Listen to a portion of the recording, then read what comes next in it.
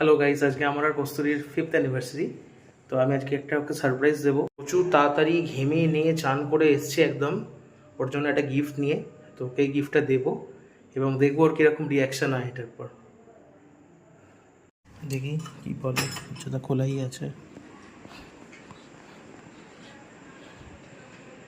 মিষ্টি, একটা জায়গায় গেছিলাম। ট্যাকটা না, দেখো কি এটা, দেখো।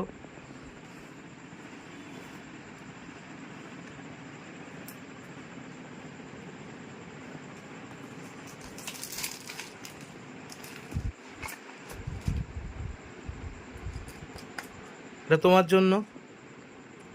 তুমি ওই জন্য এই কালারের ড্রেসটা চুজ করলে? আগে হ্যাঁ,